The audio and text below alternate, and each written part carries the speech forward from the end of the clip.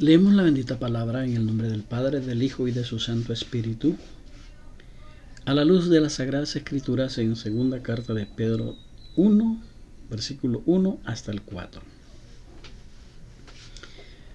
Simón Pedro y siervo y apóstol de Jesucristo, a los que habéis alcanzado, por la justicia de nuestro Dios y Salvador Jesucristo, una fe igualmente preciosa que la nuestra.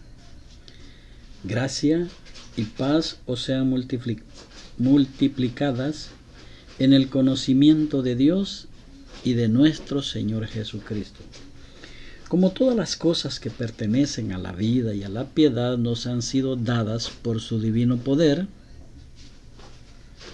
mediante el conocimiento de aquel que nos llamó por su gloria y excelencia, por medio de las cuales nos ha dado preciosas y grandísimas promesas, para que por ellas llegáis a ser participantes de la naturaleza divina, habiendo huido de la corrupción que hay en el mundo a causa de la concupiscencia.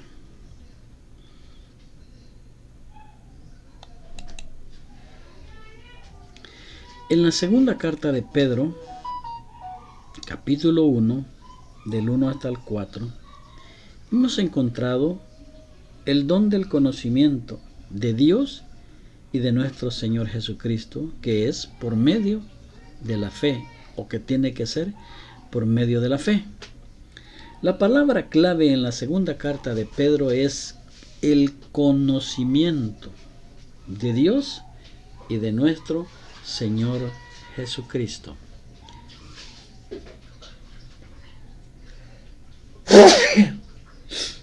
Y el peligro respecto al cual Pedro escribe es la enseñanza falsa.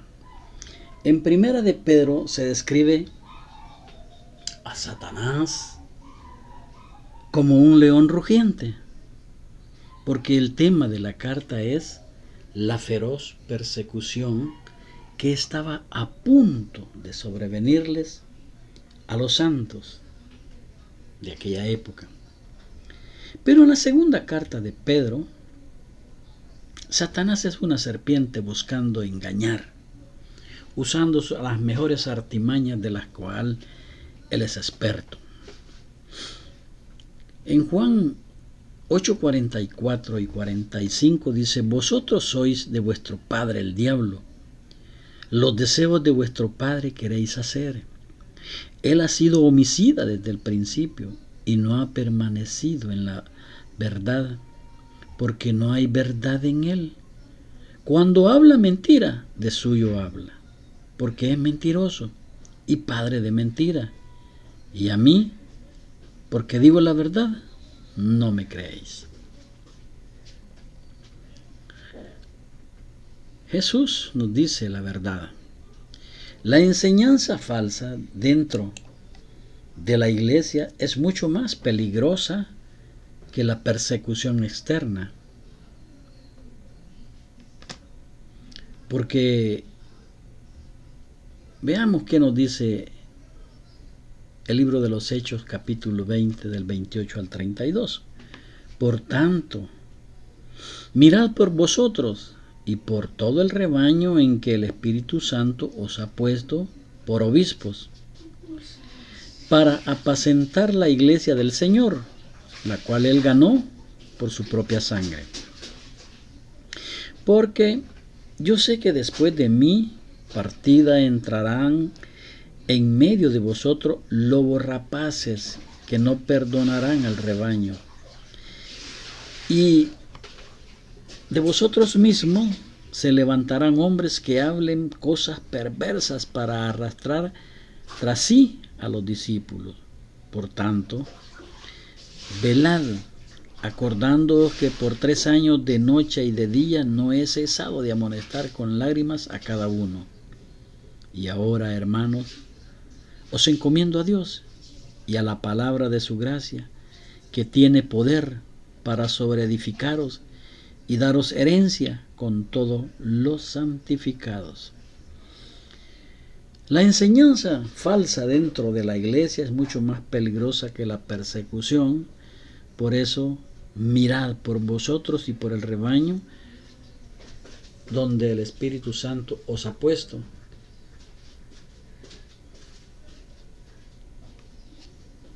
Si no os ha puesto el Espíritu, pues entonces sois falsos.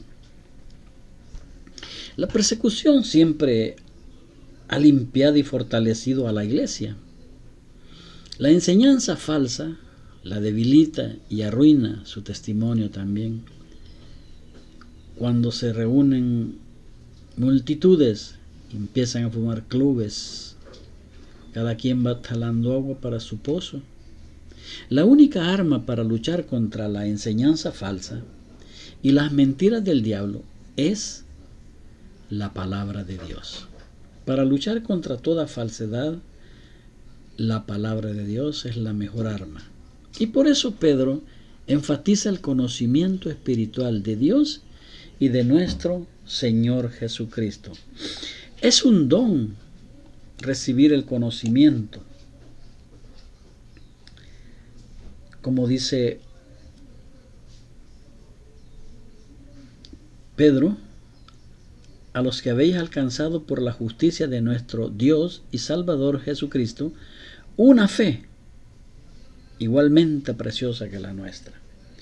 La salvación es una experiencia personal. Uno llega a conocer a Jesucristo mediante la fe. Fíjese bien que la definición que Cristo da de la salvación en Juan 17:3 dice: y esta es la vida eterna, que te conozcan a ti, el único Dios verdadero, y a Jesucristo, a quien has enviado. Por eso dice, el conocimiento debe ser de Dios el Padre y de Jesucristo, a quien Él ha enviado. No es suficiente conocer acerca de Cristo o sobre Cristo. Debemos conocerle personalmente a Él. Señor, heme aquí. En Filipenses 3:10 nos dice, a fin de conocerle, a nuestro Señor Jesucristo, y conocer también, con fin de conocerle, y el poder de su resurrección, y la participación de sus padecimientos, llegando a ser semejantes a Él en su muerte. No importa, siempre vamos a morir. Y morir por Cristo sería un honor. Cuando ponemos nuestra fe en Él, nos da su justicia. Cuando nosotros ponemos nuestra fe en Jesucristo, Él nos da su justicia. Segunda de Corintios 5:21 nos dice, al que no conoció pecado por nosotros, lo hizo pecado Dios, para que nosotros fuésemos hechos justicia de Dios en Jesucristo, en Él, en Jesucristo. Y llega a ser nuestro Salvador para que nosotros fuésemos hechos justicia de Dios en Él.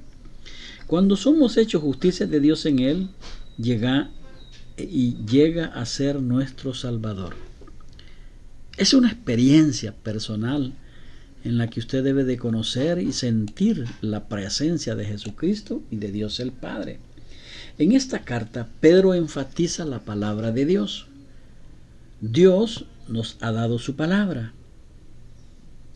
Esta fe preciosa y las preciosas promesas de Dios para poder vivir en santidad, para vivir una vida en Cristo. Al escribir estas palabras, el apóstol Pedro debe haber pensado en su testimonio cuando él era rebelde al Señor Jesucristo. O cuando él, allá en el libro de Juan 6:68, responde Pedro. Le respondió Simón Pedro, Señor, ¿a quién iremos? Tú tienes palabras de vida eterna. Aquel apóstol soberbio, rebelde, había recibido tanta revelación de parte de Dios el Padre, Por eso aquí ya es transformado y cambia. ¿A quién iremos? Tú tienes palabras de vida eterna. O sea, Dios lo envió para eso, para que vayamos a Él y recibamos las palabras de vida eterna. Señor,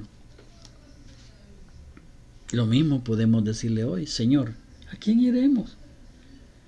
Tú tienes palabras de vida eterna. En la Biblia tenemos todo lo que necesitamos para la vida y la piedad, a pesar de que los escritos de los maestros y predicadores pueden ayudarnos a comprender mejor la Biblia. Solo la Biblia puede impartir vida a nuestras almas. Solo en Él hay palabras de vida eterna que están ahí en la Biblia. Palabras de vida eterna para nuestras almas, ya sea en la situación o condición en que se encuentre, angustia, de amor o de cualquier cosa. Fíjese que la definición de un cristiano en el versículo 1 al 4 de la segunda carta de Pedro dice: por medio de las cuales nos ha dado preciosas y grandísimas promesas. Fíjese bien que no dice que nos está dando ni que nos va a dar, no, que nos ha dado preciosas y grandísimas promesas para que por ellas llegaseis a ser participantes de la naturaleza divina, habiendo huido de la corrupción que hay en el mundo a causa de la concupiscencia. Pero si no has huido del mundo, sigues en el mundo y haciéndolo del mundo, esas grandísimas promesas quedan por ahí estancadas. Esto quiere decir que somos participantes de la naturaleza divina de nuestro Señor Jesucristo y de su Padre, el Espíritu Santo, cuando nos hace templos. El cristiano ha nacido en la familia de Dios y tiene su naturaleza dentro de sí. Las personas que tratan de vivir externamente como Cristo, pero les falta en su interior esta naturaleza divina, se engañan y salen derrotadas. Fracasan en su derrota. Dice segunda carta de Pedro 2:20 al 22. Ciertamente, si habiéndose ellos escapado de las contaminaciones del mundo por el conocimiento del Señor y Salvador Jesucristo, enredándose otra vez en ellas son vencidos, su postrer estado viene a ser peor que el primero. Cuando sin desconocimiento te revuelcas no hay problema, pero cuando ya conoces sí hay problema. Porque mejor les hubiese sido no haber conocido el camino de la justicia, que después de haberlo conocido, volverse atrás del santo mandamiento que les fue dado. Pero les ha acontecido lo del verdadero proverbio: el perro vuelve a su vómito y la puerca lavada a revolcarse en el cieno, en el lodazal. Se engañan y salen derrotados, dice, y contrastamos 2 Pedro 2, del 20 al 22, donde hallamos una descripción de los cristianos falsos o mediocres. Dice que estos han escapado de la contaminación del mundo, pero no han escapado de su corrupción.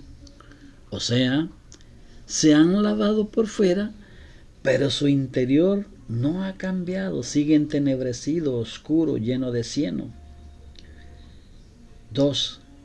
Tienen un conocimiento mental de Cristo y no una fe de corazón puro. Hablan con una habilidad, pero no tienen una fe en el corazón, una fe que lo lleve a Cristo.